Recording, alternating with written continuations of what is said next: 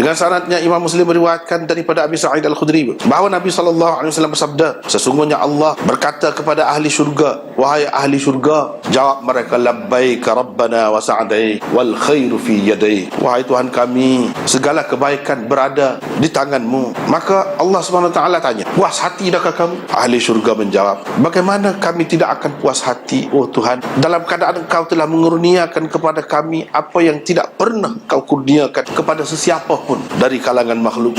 Tuhan berkata, tanya, nakkah tidak aku berikan kepada kamu lebih lagi daripada itu? Ahli-ahli syurga tu jawab, wahai Tuhan, apa lagi ada yang lebih baik lagi daripada yang telah kami dapat? Aku tetapkan untuk kamu keredaan, aku turunkan untuk kamu keredaanku. Aku tidak akan murka lagi kepada kamu buat selama-lamanya, sampai bila-bila pun. Riwayat daripada Abi Sa'id Al-Khudri, Allah SWT kata kepada ahli syurga, wahai ahli syurga, puas hati dekah? Dia tanya, puas hati? Apa tidak puas hatinya gini. Sudah bagi belakang, hak tak bui kau orang lain, bui kita. Nakkah? Aku nak bui hak lebih lagi daripada. Gapo lagi ada? Ahli syurga kata, Tuhan apa kata? Dia istihad. Aku turunkan kepada kamu keredaanku. Istihad. Padahal masuk syurga tu dengan keredaan dia.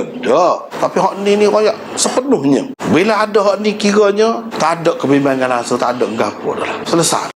Aku tidak akan murka, marah lagi kepada kamu sampai bila-bila pun, buat selama-lama. Ini maknanya satu peristiharan yang sangat menggembirakan ahli syurga. Padahal dia tu tentu dah gitu dah. Dalam Quran pun ayat kekal dalam syurga tu. Tapi bila sebut ni, satu perkara yang dirasakan lebih lah oleh ahli syurga. Dalam hadis-hadis yang lain dalam Muslim ni juga ada sebut, nak lagi gapo dia lagi. Tuhan pun buka hijab. Jadi tengok Tuhan, hak tu tak boleh nak lawan hak lain. Hak tu lah nikmat yang paling disukai oleh ahli syurga. Ada juga lagu tu. Jadi macam-macam lah cara Allah SWT nak berusaha lebih ahli syurga, nak berusaha puas hati sangat ahli syurga. Begitulah.